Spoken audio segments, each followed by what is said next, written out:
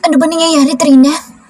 Nag-aalalang tanong ni Yaya Flor na sabihin tinanggal na siya ni Carl bilang kasambahay sa mansyon at binigay ang sahod kay Yaya Flor. Ayaw pa nga nitong tanggapin pero pinilit na niya. Nagpapalamig lang po si Sir Carl, Yaya. Pababalikin din po niya ako. Malungkot na sagot niya. Pero Trina, natatakot ako sa mga nangyayari sa'yo. Alam kong isusumpa ako ng kuya Dylan mo kung may mangyari masama sa'yo. Nag-aalalang sabi nito. Alam niya magwawala ang kapatid pag nalaman ng mga nangyayari sa kanya dito. Sinabi niya lahat kay Yaya Flor ang mga nangyari sa kanya at kay Raymond at sinabi din niyang hindi siya pinaniwalaan ni Carl. Sa parteng hindi siya pinaniwalaan ni Carl, siya labis na nasaktan. Nasaktan siya dahil masakit isipin na ang taong nagligtas sa kanya hindi pinaniniwalaan ang mga sinasabi niya. Makalipas ang ilang araw, gumaling na ang mga sugat niya sa katawan at naging tahimik ang lahat. Tanging siya, si Carl at ang Yaya Flor lang niya ang nakakaalam sa sinapit niya kay Raymond. Hindi pa tapos ang misyon niya kay Carl kaya hindi pa niya makasuhan si Raymond. Pero pinapangako niya may kalalagyan din si Raymond. Sa ngayon mag-isa muna niyang hinaharap ang lahat ng pagsubok bilang isang ordinaryong Trina lang.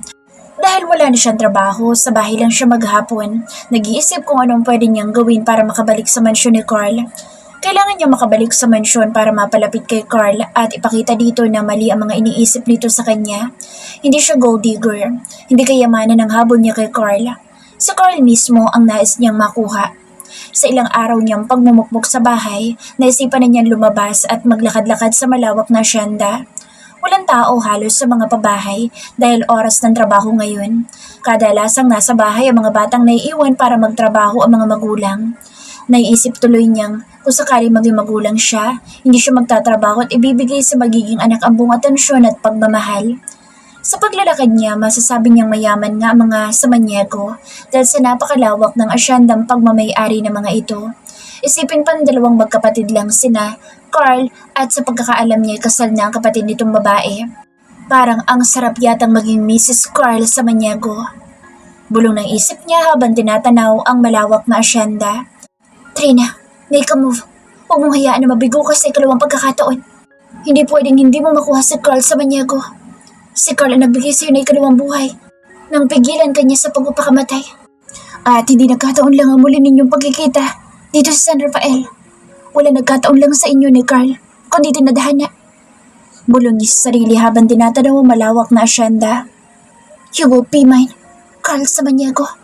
I'll do everything to make you fall in love with me. Determinadong sabi niya sa sarili kahit walang idea kung paano sisimulan ng lahat. Ang pang-aakit kay Carl ay hindi umubra at nagkaroon pa ng maling akala nito sa kanya. She need to think a new strategy para makuhang muli ang atensyon ni Carl. Sa paglalakad niya sa asyenda, nakarating siya sa may ilog. Napawaw siya sa ganda ng paligid at linis ng tubig na nanggagaling marahil sa bundok. Ang ganda naman dito, sabi niya at lumapit sa ilog. Hindi masyadong mainit ang araw, tama lang, masarap maligo. Nilingon niya ang buong paligid. Wala naman tao doon. Marahil busy sa trabaho kaya pwede siyang maligo sa ilog para na rin marelax ang buong katawan niya. Pakiramdam kasi niya hanggang ngayon, hindi pa rin siya sanay sa higaang papag. Sumasakit pa rin ang likuran niya at madalas hindi siya makatulog. Hinubad niya suot na bestida at tsinelas. Tanging bra at panty na lang iniwan na suot. Isinabit niya sa may puno ang bestida para hindi madumihan at may suot pa niya mamayang pauwi. Para siyang batang excited na lumangoy sa tubig. Namimiss na rin kasi niya ang paglangoy-langoy sa swimming pool nila sa bahay. Wow! Budalas niya nang mailubog na ang kalahating katawan sa tamang-tamang lamig lang ng tubig. Ang sarap mag-relax sa tubig habang mga naglalakihang puno ang mga nakapalibot sa buong paligid. Hinayaan niyang malubog ang buong katawan sa tubig at pinikit ang kanyang mga mata para ma-relax ang katawan at isip. Nasa ganoong posisyon siya nang makarinig ng ugong ng sasakyan na tila papalapit. Napamulagat siya at nilingon ang paligid. Hindi nga siya nagkamali. Nakita niya ang itim na jeep ni Carl. Huminto ang jeep sa may ilalim ng puno kung saan nakasampay ang bestida niya. Ilang araw na rin niyang hindi nakikita si Carl mula nang paalisin siya nito sa mansyon. Ilang araw na rin ginugulo nito ang isip niya. Nais niya itong masilayan. Pinipigilan lang niya ang sarili na huwag puntahan ng binata sa mansyon o di kaya sa gulayan kung saan nagtatrabaho si Yaya Flor. Halos hindi siya makahinga nang bumaba ng jeep si Carl. Nakaputing t-shirt lang ito, walking short na itim na Chuck Taylor. Sa simpleng kasuotan lang ay nagsusumigaw na ang kagwapuhan nito at karangyaan. Tumingin ito sa dako niya kung saan nakalubog ang halos buong katawan niya sa malinaw na tubig. "Trina!" Tawag nito sa kanya sa mautoridad na tinig. Tinig na talaga namang kinatatakutan niya kay Carl. Sinalubong niya ang mga mata ni Carl habang papalapit ito sa may ilog. "What the hell are you doing here? Trina!" May galit sa himig nito. "Sir Carl," tanging sambit niya dahil nakatitig siya sa napakagwapong mukha nito. Noong nagsaboy siguro ng kagapuhan ng Panginoon, mas marami ng kaunti ang nakuha ni Carl kesa kay Gino. Mas gwapo kasi talaga si Carl kesa kay Gino. Gino Rodriguez look handsomely tough, and Carl Samaniego look handsome and dangerous tough. Yung tipong manginginig ang katawan mo habang nakatingin siya sa'yo. Isama pa ang kilig at kabog sa dibdib niya. Sana pwede niyang hilingin na mahulog na ang loob sa kanya ni Carl at maging pagmamayari niya na ito. "Alam mo bang maya-maya lang magsisilabasan ng mga trabahador sa farm at dito sila dadaan?" Sabi nito sa matigas pa ring tinig habang nakatingin sa kanya. Pansin niya ang pagsulyap nito sa tubig. Malinaw na tubig lang ang tumatakip sa katawan niya at alam niyang naaninag ni Carl ang katawan niya. "O baka naman sadyang nandyan ka para mang-akit na naman ang ibang lalaki?" Patuloy nito. Inikot niya ang kanyang mga mata sa inis. Hindi niya papatulan ang mga balimparatang nito sa kanya. Hahayaan niya itong isipin nito ang gusto nito. "Trina!" Mariing tawag nito sa kanya nang hindi siya sumasagot rito. "Umahon ka na dyan bago ka pamadatna ng mga trabahador dyan at pag-fiestahan niyang katawan mo. Wala na rin namang natatakpan pa." Mariing utos dito sa kanya. Bumuntong hininga lang siya. Hindi niya maintindihan kung bakit tila pinag-iinitan siya ni Carl ngayon. Inis siyang umahon sa tubig. "Kapag nadatnan ka ng mga trabahador, baka gawin ka pantanghalian ng mga iyon," sabi pa ni Carl sa kanya habang paahon siya sa tubig. Hindi naman nakaligtas sa kanya ang pagsuri nito sa katawan niya. Nakaandis lang siya at ramdam niya ang mga mata ni Carl sa katawan niya. Confident siyang naglakad paahon sa tubig habang nakatingin dito. Ramdam niya ang malakas na tibok ng kanyang puso na tanging kay Carl lang niya naramdaman ang ganitong abnormal na pagtibok. "Hindi ko alam, marami palang pinagbabawal sa loob ng asyendang ito." Nakataas ang mukhang sabi niya kay Carl nang tumigil siya sa tapat nito. Tumutulo ang tubig sa buong katawan niya at halos madikit na ang katawan niya kay Carl.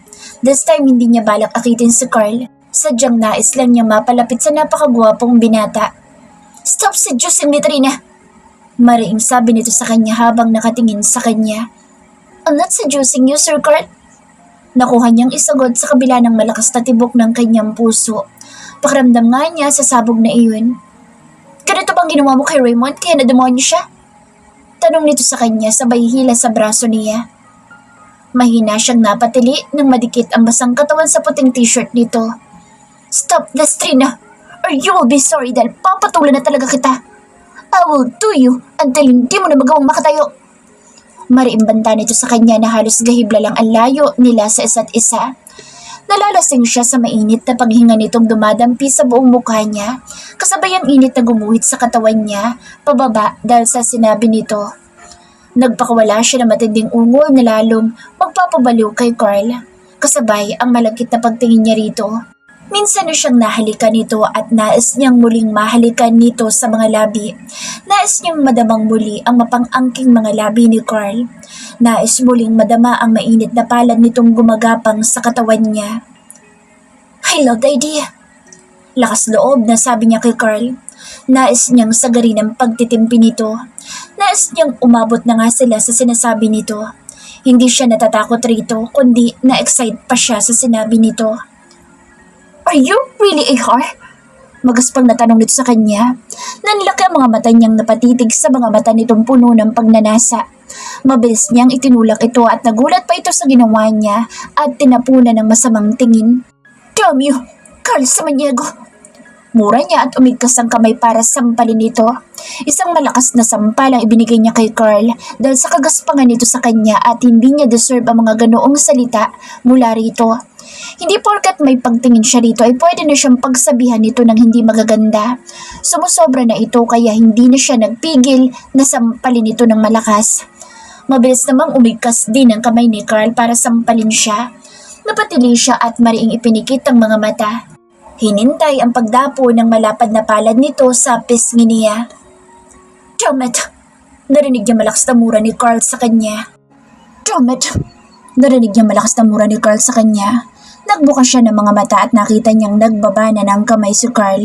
Nagbugas siya ng hangin nang malamang hindi na itutuloy nito ang pagsampal sa kanya. Napatitig siya sa mga mata nito. She can't imagine na muntik-muntikan na siyang masaktan nito. Trina! Mariin tawag nito sa kanya at hinila siya sa braso. Mahigpit at nasasaktan siya. Nararamdaman niya ang pagbao ng mga daliri nito sa balat niya. Nasasaktan ako, Carl! Mariing reklamo niya at sinalubong ang galit na mga mata nito. Don't you dare hit me again, Trina! Magsisisi ka! Banta nito sa kanya. I am not a whore! Nakuha niyang sabihin sa galit dito. Ano ba sa tingin mo mga ginagawa mo pangaakit sa aming mga lalaki? Hindi ba't gawain ng mga whore mga ginagawa mo? Inaakit mo kami for what? Isn't for sex and money? Ako sa nito sa kanya. Iniling niya ang ulo. You are using your dumb body to get money, isn't it? You are insane, Carl! No! Sige, Trina. Papatulan kita. How much? Magkano serbisyo mo sa kama ko? Magaspang na tanong nito na nagpanginig sa buong katawan niya. Magbabayad ako kahit na magkano. Make sure lang na kaya mong gawin lahat ng ipaggagawa ko sa iyo sa kama. Bitiwan mo ako! Hiyaw niya. Wala kang karapatang bastusin ako. Matigas na sabi niya at sinubukang bawiin ang brasong hawak-hawak nito. Kaya kong ibigay ang presyong gusto mo, Trina. Just tell the price and be my whore. How dare you! Galit na hiyaw niya at umigkas ang kamay para sampalin nito muli. But this time, Carl caught her hand. Don't you dare, Trina. This time, hindi na ako mag-aatubiling saktan ka. Mariing sabi nito na halos magbasaga na ang mga ngipin sa galit. Get off me! Hiyaw niya. Pigil na ni Carl ang dalawang kamay niya at hindi niya magawang mabawi ang mga iyon kahit nanlalaban na siya. I can't believe na mas masahol ka pa kay Raymond. You are using your money and power to get a woman in your bed. Matalim na sabi niya. Isn't money is what you are looking for? Kaya ka man nangaakit ng mga lalaki. Enough, Carl!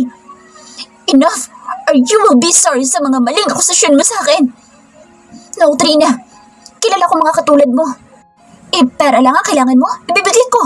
Paikama lang kita't maangkin paulit-ulit. Sagot nito na tumatagos ang bawat salita nito sa kaibuturan niya. You can fuck me for free, Carl. Lakas loob na hamon niya rito. Yun naman ang totoo. She's willing to give everything for Carl. She is willing to give up her virginity para lang mapatunayan kay Carl na hindi pera ang habol niya rito. She wants Carl for herself. Hindi na siya nagulat pa nang hilahin siya ni Carl palapit dito. Malakas pang bumunggo ang dibdib niya sa matigas na dibdib nito. Inangkin nito ang labi niya. Madiin na talagang mapang-angkin ang mga halik nito sa mga labi niya. Pinilit niyang sabayan ang magaspang na halik nito. Kahit nasasaktan na siya, pakiramdam nga niya na mamantal na labi niya. Isama pa mahigpit pa rin pagkakahawak nito sa mga kamay niya na tila ba takot na takot itong makawala siya. Makalipas ang tila napakahabang paghahalikan nila'y pinakawala nito ang mga labi niya. Pareho silang hinihingal at habol ang kanilang mga paghinga. Nagkatitigan sila at nandoon pa rin ang pagnanasa sa mga mata ni Carl. Taas baba ang kanyang dibdib habang nakatingin kay Carl. Shh! Mura nito. Let's go! Parating na mga trabador! Sabi nito at hinila siya sa kamay. Walang kibong siya nagpatiano dito, patungo sa nakapark nitong jeep sa may ilalim ng puno. Tinurupan niya dito ang nakasabit na bestida sa puno. Hinila naman nito iyon at halos ipagtulakan siya nitong pasakay sa passenger seat ng jeep nito. Saka ito umikot sa driver seat. Tumingin siya sa labas ng sakyan. Nakita niyang paparating na nga ang mga tauhan at halos kalalakihan lahat. Napakagatlabi siya. Tama si Carl. Tsak na pagpapiyastahan siyang panoorin ng mga ito kung sakaling naabutan siyang naliligo sa ilog. Stop doing that! Sita ni Carl sa kanya na kinagulat pa niya. Ha? Tanging na sabi niya. At least wear your clothes. Utos dito sa kapinaandar na ang jeep nito palayo sa tabing ilog. Mabilis naman niyang sinuot ang bestida sa basang katawan. Pati na ang leather na upuan ng sakyan ay nababasa na dahil sa basa niyang katawan. Matapos may suot ang bestida, sinulyapan niya si Carl. Seryoso ang mukha nitong sa daan nakato ng atensyon. Wala sa isip na napakagatlabi siya habang nakatingin sa napakagwapong binata. Naisip tuloy niya kung may nararamdaman ba ito sa ginawa nilang halikan kanina. Dahil siya, paniguradong guguluhin ang isip niya ng eksenang iyon sa ilog tulad ng panggugulo sa isip niya ng unang halikan nila nito sa loob ng silid nito sa ibabaw ng tokador nito. I told you, stop biting your lower lip. Maring utos nito na sinulyapan pala siya nito. Mabilis niyang itinigil ang ginagawa at napatuwid siya ng upo at tumingin sa labas. Napansin na niya ang tinatahak nila ay ang pauwi sa bahay ni Yaya Flor sa pabahay kung saan siya tumutuloy. Nagkibit balikat siya at nakaramdam ng lungkot. Nais kasi pa naman niyang sa mansyon sana sila tumuloy nito. Kahit magaspang ang pag-uugali ni Carl sa kanya at masungit ito at natatakot siya dito, nais pa rin niya itong makasama ng matagal. Pagdating sa pabahay, agad niyang nabungaran ng motorsiklo ng pamangkin ni Yaya Flor. Buti na lang at hindi siya nito nadatnan sa bahay, baka kung ano na ang ginawa ng maniakas na pamangkin ni Yaya Flor sa kanya. Huminto sila at nilingon siya ni Carl. Sinulyapan niya ito at naisabihin na huwag muna siyang iuwi dito. We're here, malamig na sabi nito. Sir Carl, sabula niya at tumingin sa labas ng bintana ng sakyan. Napangawi siya nang makita ang manyakas na pamangkin ni Yaya Flor na palabas ng pintuan. May hawak pa itong tasa sa isang kamay at sa isang kamay naman ay sigarilyo. Itsura pa lang, hindi mo na mapagkakatiwalaan. Sino yun? Tanong ni Carl na nakatingin rin pala sa lalaki na sa labas ng pintuan. Pamangkin ni. Napahinto siya sa sasabihin at naalalang siya pala ang pamangkin ni Yaya Flor. Mabilis siya nag-isip ng isasagot kay Carl para hindi ito magduda. Pamangkin siya ng asawa ni Yaya Flor. Mabilis na dugtong niya sa nabiti na sasabihin kanina. I see. Tanging sagot dito sa kanya at muli binalik nito ang tingin sa lalaki. Siya man ay sinulyapan ng lalaki. Alam niyang kung ibababa siya ni Carl sa sasakyan at iiwan, hindi malayong mamanyak siya ng lalaking iyon. Isama pang basa ang damit niya at bakat ang katawan niya. Hindi mo siya pinsan kung ganoon? Tanong ni Carl sa kanya. Mabilis siyang tumango rito. Ilang minuto din siyang nakatingin sa labas ng bintana at nag-iisip ng pwedeng gawin. Wala namang kibos si Carl at tila hinahayaan naman siya dito. Naisip kasi niyang kung sasabihin niyang nais siyang gawa ng masama na lalaking iyon at baka isubat lang sa kanya nito na dahil iyon sa pangaakit niya sa mga lalaki. Baka makarinig lang siya ng masasakit na salita mula rito. Sir Carl, tawag niya sa binata. Sinulyapan siya nito. Sir Carl, baka po pwede po akong bumalik sa trabaho. Lakas loob na sabi niya. Kailangan niya magtungo sa mansyon kesa sa iwan siya ni Carl sa bahay kasama ang manyak na iyon. Anong trabaho bang gusto mong pasukan sa mansyon, Trina? May talim na tanong nito. Sir Carl, fine. Be my warden. Sabi nito ng ganoong kadali lang. Nagdilim ang kanyang paningin at naisampalin nito pero pinigilan niya dahil alam niyang baka this time ay patulan na siyang talaga nito. I told you, Sir Carl, you can bed me for free. Lakas loob na sagot niya. Mabilis niyang kinapa ang pintuan at inis na bumaba ng sakyan. Bahala na kung ano mangyayari sa kanya sa bahay pero tama na. Sumusobra na ang Carl na ito sa pang-iinsulto sa kanya. Trina! Tawag sa kanya ni Carl. Mabilis naman siyang naglakad palapit sa bahay. Agad naman siyang napansin ng pamangkin ni Yaya Flor at ngumisi ito nang makita siya. Pinaglandas pa nito ang mga mata sa kabuuan niya. Nais niyang tumakbo palapit kay Carl pero hindi niya magawa dahil paniguradong iinsultuhin lang siya nito at makakarinig lang siya ng masakit na salita mula rito. Swerte nga naman, may ulam na. Nakangising sabi ng lalaki sa may pintuan ng bahay. Damn it! Mura niya. Trina! Narinig niyang tawag sa kanya ni Carl. Nilungon niya ito na nasa tabi na pala niya. Hinawakan siya nito sa braso at mabilis na hinilang pabalik sa jeep. Hindi rin niya nakita o narinig pa sinabi ng pamangkin ni Yaya Flor. Baka nakilala nito si Carl. Muli siyang isinakay ni Carl sa passenger seat at umikot itong pasakay sa driver's seat. Napansin niyang nakasunod ng tingin sa kanila ang pamangkin ni Yaya Flor. Binuhay na ni Carl ang makina at mabilis na pinaandar palayo ang jeep sa pabahay. Wala na lang siyang kibo. Iniiwasan na magsalita muna baka makaninig lang ng pang-iinsulto mula kay Carl. Sino ba lalaki yun, Trina? Tanong nito habang pinaglilipat-lipat ang mga mata sa kanya at sa daan. Sinabi ko na kanina, hindi ba? Bakit mo ba ako sinama ulit? Tanong niya. Nais niyang malaman kung concern ba sa kanya si Carl. Sa nakita niya ikinilos dito kanina parang concern dito sa kanya. Wala sa manang floor sa bahay. Nasa gulayan siya.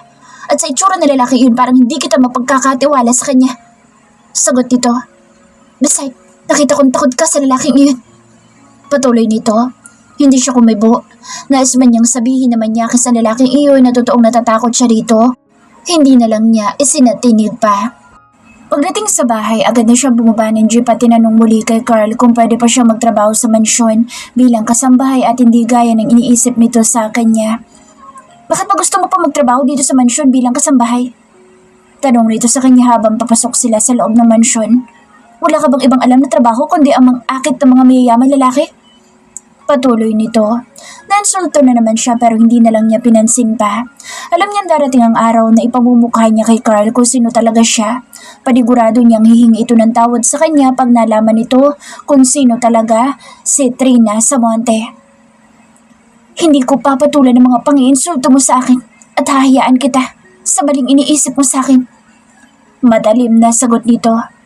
Sir Carl, tawag sa binata sa loob ng bahay, sama ng lumen ng kusinera. Agad itong napatingin sa kanya. Buti naman Trina, bumalik ka na.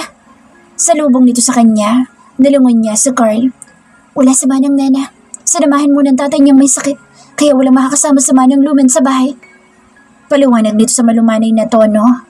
Malayong malayo sa tono nito kaninang silang dalawa lang ang nag-uusap. Ikaw na muna makakasama ni manang lumen dito. Patuloy nito sa kanya.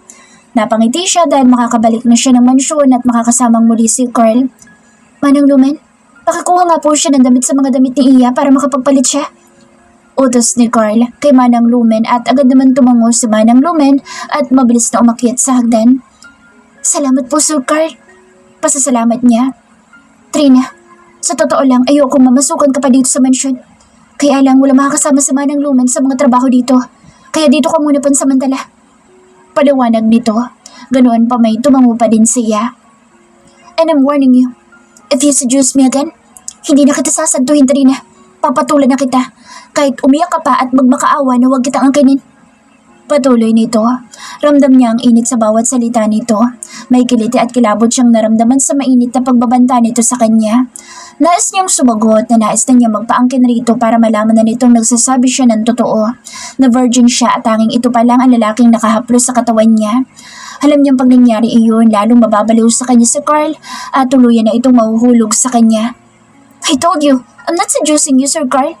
And I am willing to go in your bed for free just to prove na ikaw pa lang ang lalaki sa buhay ko. I am 100% virgin, Carl Samaniego. Lakas loob na sagot niya habang nakatingin ng diretso sa mga mata nito. Stop pretending, Trina. Mariing sabi nito. I am not pretending. Mabilis na sagot niya at lumapit ng isang hakbang kay Carl. I can prove it to you.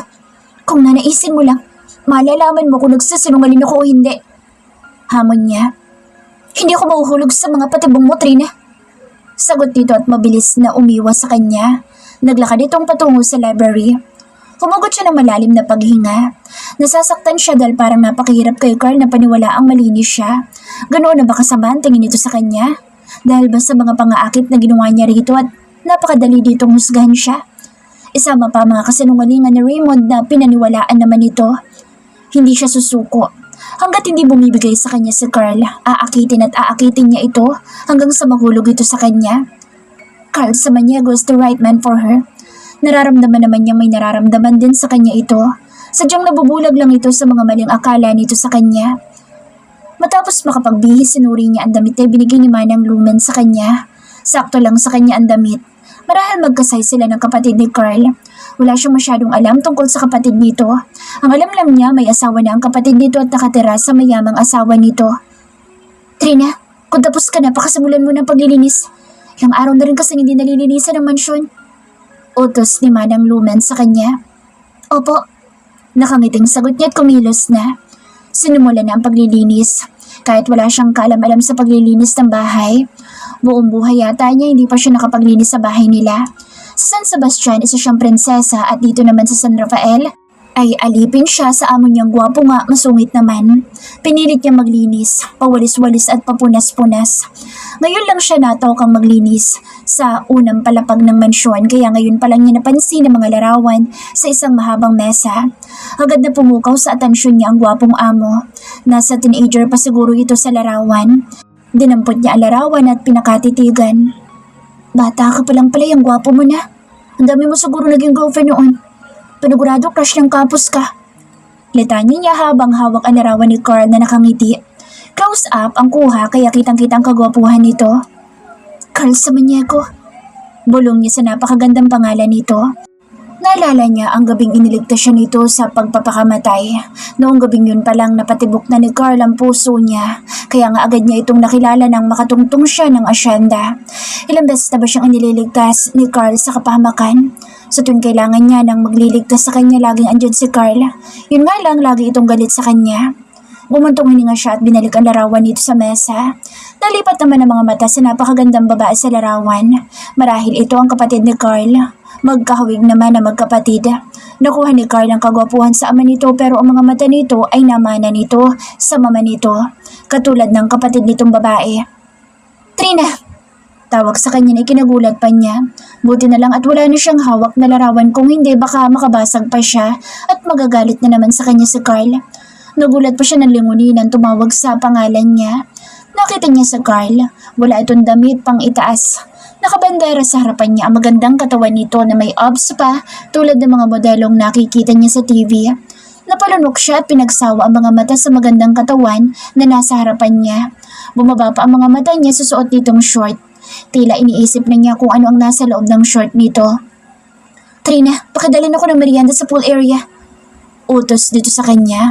Napapitlag pa siya at napaangat ng tingin. Nagtama ang kanilang mga mata. Tom, Carl is really hot at nagagawa nitong painitin ang katawan niya nang nakatayo lang sa harapan niya at wala namang ginagawa. Kung siya lang talaga, hulog na siya sa karisma ni Carl. Sa lakas ba naman ang sex appeal nito? Kung nakabubuntis nga lang ang mga tingin ay matagal na siyang buntis kay Carl. Ha? Tanging nasagot niya dahil sa kung saan napupunta ang isip niya. Sabi ko dalhan mo ko ng merienda sa pool area. Sagot nito. Ah, sige po. Sagot niya at doon pa lang niya napansin ang hawak nitong puting tuwalya. Nakasunod ang mga mata niya nang tumalikod dito at naglakad palayo. Napako ang mga mata niya sa magandang pang-upo nito. Napakagatlabi pa siya habang nakatitig sa pangupo ni Carl na napakatambok at firm. Hoy Trina! Nagulat siya at muntik pang mapatili. Nasa tabi na pala niya si Manang Lumen. Hindi niya man lang namalayan ang paglapit nito. Huwag mo nang pagnasaan pa sa Sir Carl. Masasaktan ka lang. Bili nito. Mabuti pa ipaghanda mo na ng merienda si Sir Carl at dalhin mo na sa may swimming pool. Utos dito sa kanya. Napasamangot siya at tumango rito. Alam mo Trina, maganda ka at may magandang katawan. Puri ni Manang Lumen sa kanya. Ganyan ang mga tipo ni Sir Carl. Dagdag nito. Talaga po? Nagniningning ang mga matang tanong niya. Oo, pero ayoko masaktan ka lang Trina. Kilala ko sa Sir Carl. Marami ng mga babaeng dumaan sa kanya at lahat, hindi seryoso. Kwento nito, tumango lang siya. Sa tingin niyo po ba, hindi pa rin seryoso si Sir Carl kay Claire? Interesadong tanong niya. Si Ma'am Claire? Kunot noong tanong nito. Tumango siya at tinintay ang sagot nito. Mas lalong hindi siseryosohin ni Sir Carl ang tulad ni Claire. Sagot nito. Ibig sabihin, hihiwalayan din po ni Sir Carl si Claire? Tanong niya at excited na marinig ang sagot ni Manang Lumen. Para sa kanya kasi hindi bagay ang Claire na iyon kay Carl. Kung titingnan kasi ito mukhang hindi makontento sa isang lalaki. Mukhang ang pati sa Raymond sinasamahan nito eh. Baka nga hindi iyon alam ni Carl. Hihiwalayan? Wala namang relasyon si Sir Carl at Ma'am Claire. Si Ma'am Claire lang naman ang laging pumupunta dito at syempre, lalaki si Sir Carl kaya pinapatuloy niya si Ma'am Claire. Ibig po bang sabihin hindi nobya ni Sir Carl si Claire? Hindi. Walang nobya si Sir Carl. Matapos may paghanda ng merienda ni Manang Lumen sa Carl ay siya na naghatid sa may pool area. Pagdating sa pool area, nakita niya lumalangoy ang amo. Kitang-kita niya ang malapad na balikat nito at magagandang braso. Napako ang mga mata niya sa magandang likuran nito na siyang naaninag niya sa paglangoy-langoy nito. Tom, he's fucking perfect. Hindi niya napigilan ang mapamura sa napaka-perfect na nakikita kay Carl. Ngayong alam na niyang wala naman palang relasyon sa Carl at si Claire, na fubo lang naman pala ang dalawa, nakakita siya ng pag-asa. Baka nga may pag-asang mahulog sa kanya si Carl. Ipinatong niya sa bakal na mesa ang bitbit na pagkain at muling sinulya pa ng amo na paahon na sa tubig. Nalaki ang mga mata niyang napadako sa basang katawan nito ang mga mata niya, pababa sa swimming short nito at mula sa basang short na aninag niya na ang tila nakaumbok doon. Napalunok siya at nagtagal ang mga mata niya sa dako roon.